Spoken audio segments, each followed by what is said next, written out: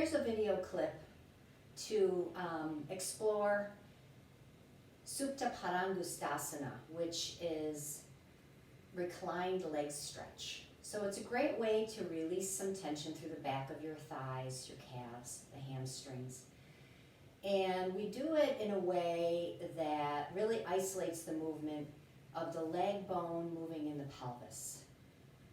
So what you can do here is, I just have a blanket here. I'm going to lie down onto the blanket. You could do this on a carpet, anywhere. You'll just need some kind of a belt or a strap. And I have a yoga bolster to put my legs over. You could put your feet on the floor with knees bent is another option, or you could even take your legs over a chair. So I'm going to lay on my back and take my legs onto my prop here, and just settle into a moment to relax. Now here, I'm going to start to lift this right leg up and bring it in towards my belly. Now, here's where my hands are. This is where my pelvis is, right? So my pelvis is relaxed on the floor right now. As I bring my leg up and bring my knee in further, you might see, or I definitely feel, that my pelvis tilted backwards.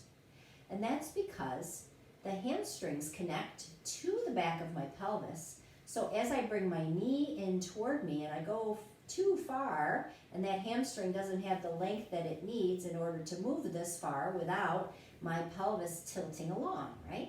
So what we're really aiming for with this leg stretch is to move only as far as the leg itself moves independently.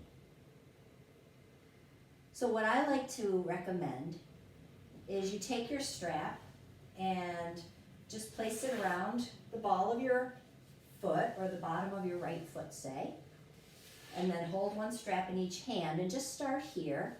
I have my heel on the bolster. I'm just going to raise my knee, my leg up, so my knee is perpendicular to the floor. So I have my knee over the crease of my hip.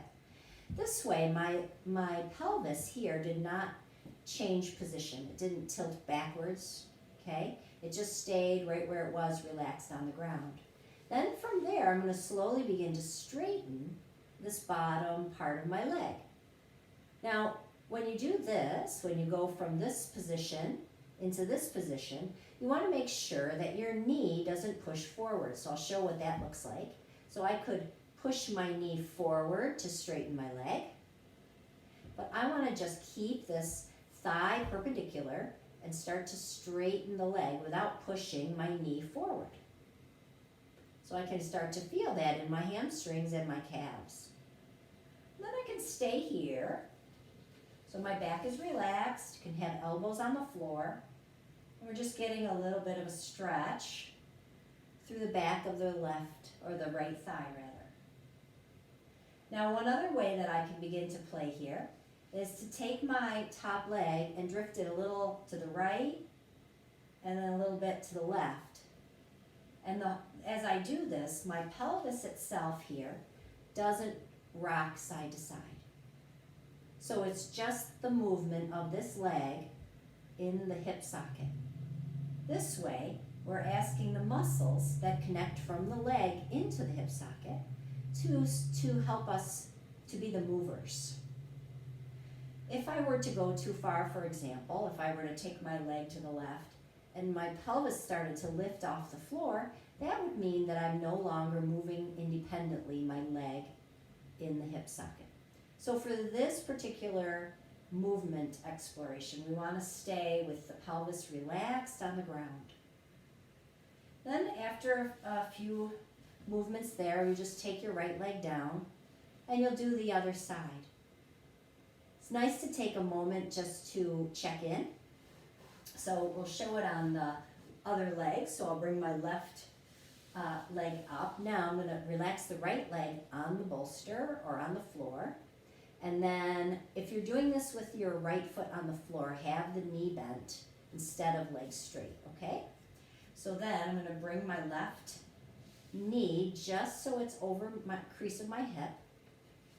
Staying there, I'm going to begin to straighten through or extend through the bottom part of my left leg. Now you can see my left knee is slightly bent here, and that's because my hamstrings and calves are just a little sticky this morning.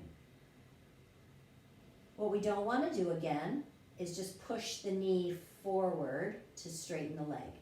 So this piece here, this part of my leg stays still, and I'm extending the lower leg up. And then I can start to play with drifting the leg right and left. Only going as far as my pelvis, this piece right here, is staying really relaxed on the floor. So the movement's coming from the leg in the hip socket.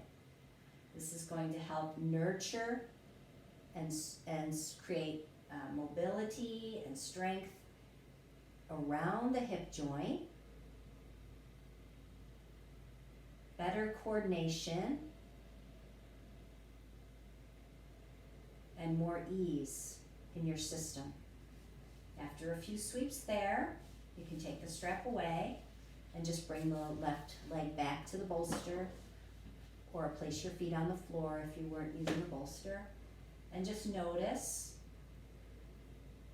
sensations that you may be experiencing in your body. So this is a great yoga stretch, but it's also so much more than a stretch. It really teaches the legs how to move with coordination and smoothness, and really can give you a sense of freedom in your hips, your lower back, even down into your lower legs and feet. So enjoy Supta Paddangusthasana, this reclined leg stretch.